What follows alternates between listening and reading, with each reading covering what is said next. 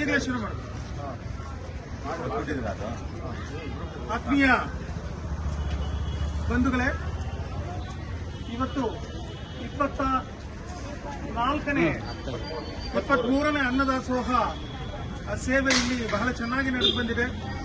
ಸುಮಾರು 500 ಜನರಿಗೆ ಇವತ್ತು ದಾಸೋಹ ಇಲ್ಲಿ ಬಹಳ ಯಶಸ್ವಿಯಾಗಿ ಸಂಪನ್ನಗೊಂಡಿದೆ. 23 ವಾರಗಳು ಕೂಡ ಇದು ಅತ್ಯಂತ ಯಶಸ್ವಿಯಾಗಿ ನಿರಂತರವಾಗಿ ಇಲ್ಲಿ ನಡ್ಕೊಂಡು ಬರ್ತಾ ಇದೆ. ಇವತ್ತಿನ ದಾಸೋಹದ ಸೇವಾಕರ್ತರಾಗಿ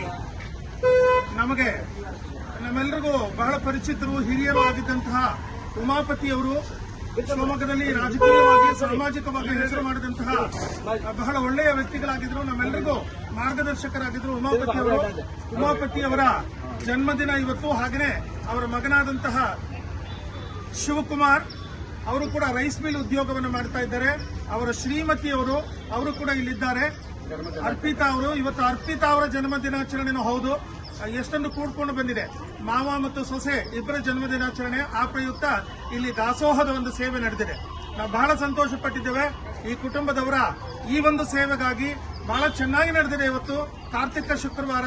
ಈ ಸೇವೆಗಾಗಿ ಅಮೃತ ಅನ್ನದಾಸೋಹ ಪ್ರತಿಷ್ಠಾನದ ಎಲ್ಲ ಸದಸ್ಯರುಗಳು ಕೂಡ ಇಡೀ ಕುಟುಂಬಕ್ಕೆ ಆಗಲಿರ್ತಕ್ಕಂಥ ಉಮಾಪತಿಯವರು ಹಾಗೆಯೇ ಅವರ ಮಗ ಮತ್ತು ಸೊಸೆ ಇವರುಗಳಿಗೆ ಹೃತ್ಪೂರ್ವಕವಾದಂತಹ ಅಭಿನಂದನೆಗಳು ಮತ್ತು ಧನ್ಯವಾದಗಳನ್ನು ತಿಳಿಸ್ತಾ ಇದ್ದಾರೆ.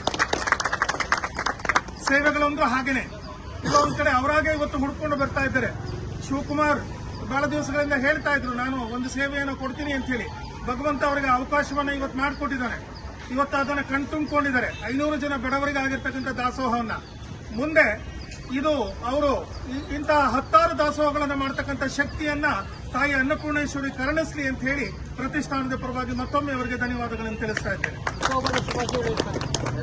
ಹಾಗೆಯೇ ಉಮಾಪತಿಯವರಿಗೆ ಮತ್ತು ಅರ್ಪಿತಾ ಅವರಿಗೆ ಪ್ರತಿಷ್ಠಾನದ ಇಲ್ಲಿರ್ತಕ್ಕಂಥ ಎಲ್ಲ ಹಿರಿಯರ ತಮ್ಮೆಲ್ಲರ ಪರವಾಗಿ ಜನ್ಮದಿನದ ಹಾರ್ದಿಕ ಶುಭಾಶಯಗಳನ್ನು ಕೋರ್ತಾ ಇದ್ದೇನೆ. ಸೇವೆ ಮಾಡ್ತಕ್ಕಂಥದ್ದು ಭಗವಂತನಿಂದ ಬರ್ತಕ್ಕಂಥ ಒಂದು ಭಾಗ್ಯ ಅಂತೆ. ಎಲ್ರಿಗೂ ಅವಕಾಶ ಸಿಕ್ಕೋದಿಲ್ಲ. ಎಷ್ಟೋ ಜನರ ಹತ್ರ ಹಣ ಇದ್ರೂ ಕೂಡ ಸೇವೆ ಮಾಡ್ತಕ್ಕಂಥ ಭಾಗ್ಯ ಆ ಭಗವಂತ ಎಲ್ರಿಗೂ ಕರುಣಿಸಲ್ಲ. ಒಂದು ಒಳ್ಳೆಯ ಉದ್ದೇಶಕ್ಕೋಸ್ಕರ ಇದು ಹುಟ್ಕೊಳ್ತು ಈ ಸಂಸ್ಥೆ. ನಿರಂತರವಾಗಿ ಇದ್ರ ಸೇವೆ ಸಾಗ್ತಾ ಇದೆ. ಇಲ್ಲಿರ್ತಕ್ಕಂಥ ಕಾರ್ಯಕರ್ತರು ಏನಿದ್ದಾರೆ ಅವರು ಬಹಳ ಮುಖ್ಯ. ಎಲ್ಲರೂ ಕೂಡ ಬುಧವಾರ ಶುಕ್ರವಾರ ನಿರಂತರವಾಗಿ ಈ ಜಾಗಕ್ಕೆ ಬರ್ತಾ ಇದ್ದಾರೆ. ನಮ್ಮ ಪ್ರಭಾಕರ್ ಅವರ ಆ ಒಂದು ಅಡಿಗೆ ಅಷ್ಟೊಂದು ಚೆನ್ನಾಗಿರ್ತದೆ. ನಮ್ಮೆಲ್ಲರಿಗೂ ಕೂಡ ಅದನ್ನು ನೋಡ್ತಾ ಇದ್ದಾಗ ಅನಿಸುತ್ತೆ. ಹಾಗಾಗಿ ನನ್ನೆಲ್ಲ ಕಾರ್ಯಕರ್ತರಿಗೆ ಪ್ರಭಾಕರ್ ಅವರಿಗೆ ವಿಶೇಷವಾಗಿ ದಾಸೋಹದ ಪ್ರತಿಷ್ಠಾನದ ಪರವಾಗಿ ತುಂಬ ಹೃದಯದ ಧನ್ಯವಾದಗಳನ್ನು ಸಲ್ಲಿಸ್ತಾ ಇದ್ದೇನೆ. ಮುಂದಿನ ದಿವಸಗಳಲ್ಲಿ ತಾವೆಲ್ಲರೂ ಕೂಡ ಇದೇ ರೀತಿಯಲ್ಲಿ ನಮ್ಮ ಜೊತೆ ಕೈ ಜೋಡಿಸ್ಕೊಂಡು ಹೋಗಬೇಕು. ಹೆಚ್ಚೆಚ್ಚು ಜನರನ್ನ ಇದ್ರೊಳಗಡೆ ತರಬೇಕು. ಅವರೆಲ್ಲರೂ ಕೂಡ ಇಲ್ಲಿ ಸೇವಾಕರ್ತರಾಗಿ ಗುರುತಿಸ್ಕೋಬೇಕು. ತಾಯಿ ಅನ್ನಪೂರ್ಣೇಶ್ವರಿ ಎಲ್ಲರಿಗೂ ಕೂಡ ಅನುಗ್ರಹಿಸಲಿ, ಕರುಣಿಸಲಿ.